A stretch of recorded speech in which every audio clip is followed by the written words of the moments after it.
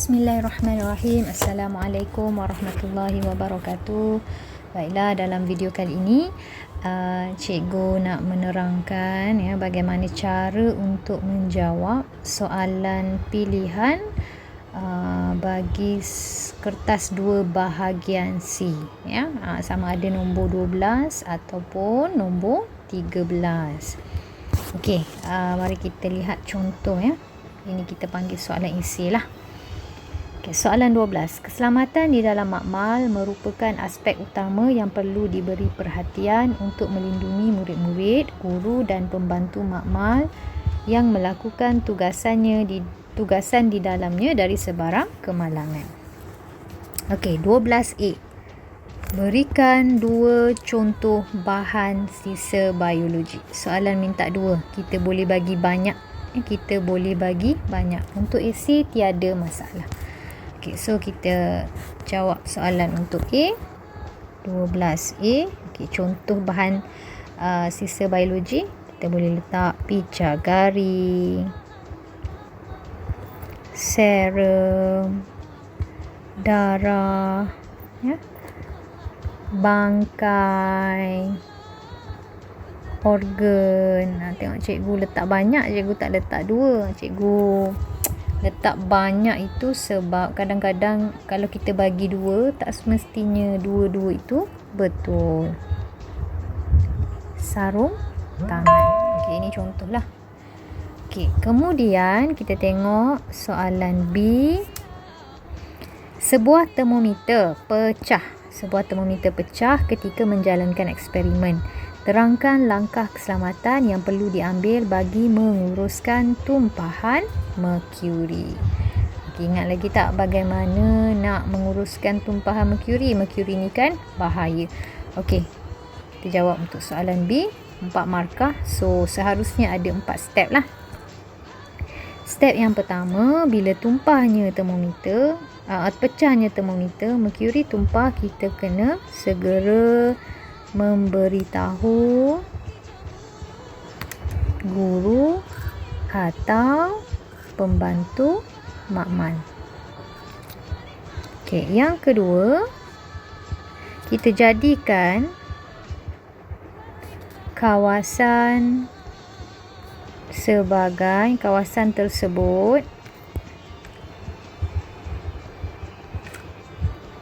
sebagai kawasan larangan.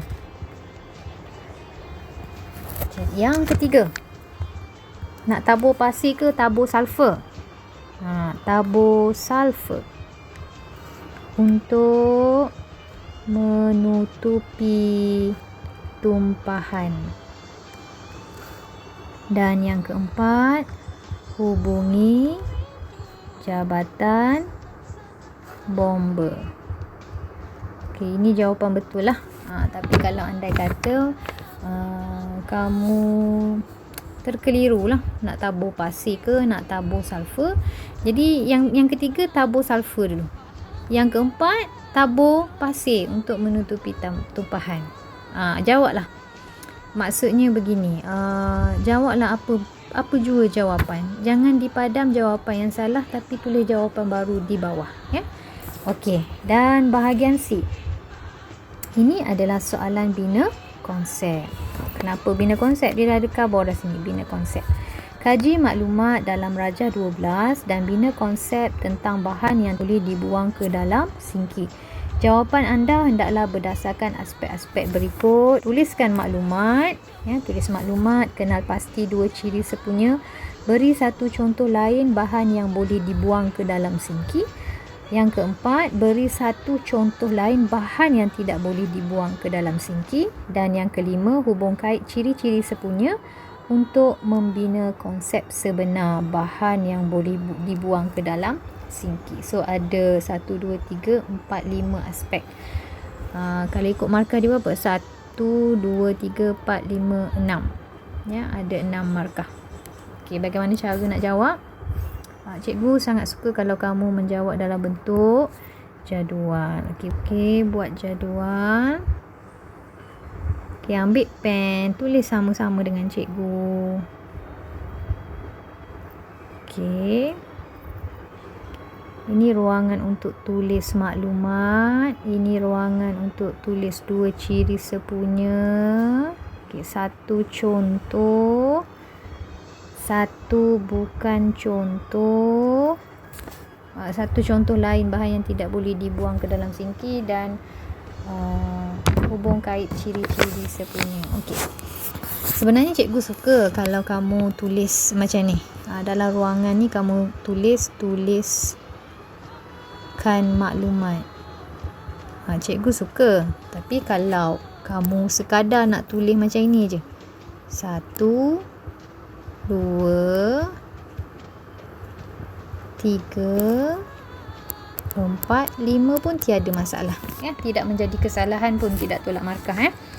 Okey, kita tengok tulis maklumat. Okey, tulis maklumat. Jawapan untuk tuliskan maklumat, jawapannya adalah di sini. Jadi jangan susah hati, satu markah dah dalam tangan. Cuma kamu kena tambah perkataan contoh sahaja. Okey, dengan jawapan cikgu. Contoh bahan yang boleh dibuang ke dalam sinki ialah jus limau, larutan natrium klorida, air sabun dan asid lemah. Okey? Itu jawapan untuk tuliskan maklumat.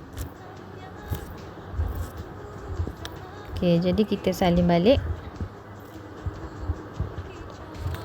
Contoh bahan yang boleh dibuang ke dalam sinki ialah jus limau, larutan natrium klorida, air sabun dan asid lemah. Okey. Soalan aspek yang kedua, dia minta dua ciri sepunya. Apakah ciri sepunya bagi bahan yang boleh dibuang ke dalam sinki? Okay, dia minta dua, tapi cikgu sarankan kamu untuk tulis banyak. Jawapan salah jangan dipadam. Tulis jawapan baru di bawah. Okay. Contohnya, cirinya adalah mestilah bahan yang tidak berbahaya. Okey. Bahan yang nak dibuang ke dalam sinki mestilah bahan yang berbentuk cecair, tak boleh berbentuk pepejan. Bahan yang berbentuk cecair. Okey, cikgu nak bagi banyak. Bahan ataupun larutan. Larutan yang berkepekatan rendah. Cikgu nak bagi banyak lagi. Bahan ataupun larutan yang tidak toksik. Boleh bagi banyak tak apa. Kalau salah jangan dipadam. Ya, pemeriksa akan cari dua jawapan yang betul. Okey, yang ketiga. Soalan yang ketiga, dia minta satu contoh lain bahan yang boleh dibuang ke dalam sinki. Okey, kalau kita tengok soalan, dia dah bagi jus limau, larutan natrium klorida, air sabun dan asid lemah. So, selain daripada contoh ni, apa dia? Air suling. Ya? Air suling, air sirap pun boleh. Alkali lemah. Ya? Bahan-bahan yang boleh dibuang ke dalam sinki. Air gula pun boleh. Ya? Okey. Yang keempat, satu contoh lain bahan yang tidak boleh dibuang ke dalam sinki. Bagi dia minta satu, bagi banyak tak apa. Ya. Contohnya bahan toksik. Sisa pepejal. Cikgu nak bagi banyak.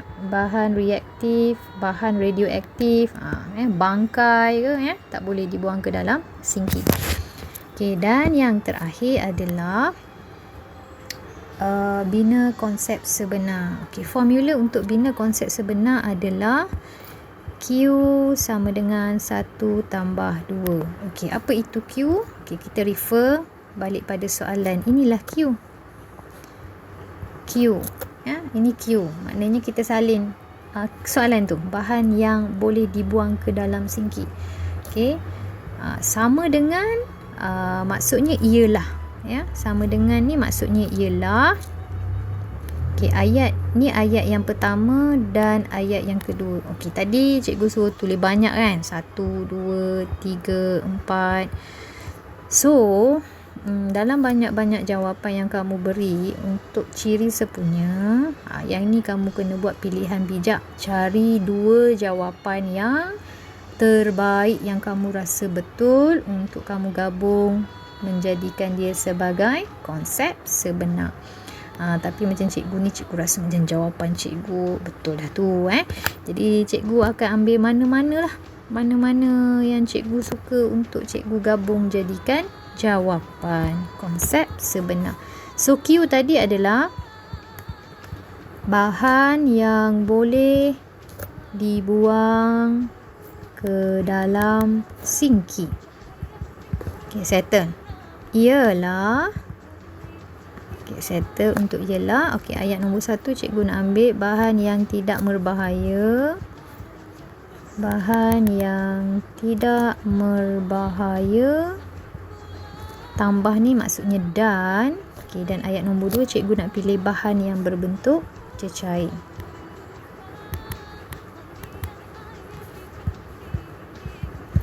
Okay, ini teknik bagaimana cara untuk menjawab soalan bina konsep. Okay, cikgu ulang. Formula lah ataupun rumus ringkas untuk mencari konsep sebenar ialah Q sama dengan 1 tambah 2. Nak tulis maklumat mesti mula dengan perkataan contoh. Lepas tu salin balik soalan ini. Okey, lepas itu ini cikgu tunjuk cara bagaimana kita tak nak kehilangan markah yang banyak. Soalan minta 2, kita bagi banyak, ya. Yang salah jangan dipotong. Tulis jawapan baru di bawah. Soalan minta 1, bagi banyak. Okey, rasanya itu sahaja daripada cikgu dalam video ini. Semoga memberi manfaat. Jangan lupa salin semula jawapan dalam buku sains cikgu. Okey, itu sahaja. Sekian, terima kasih.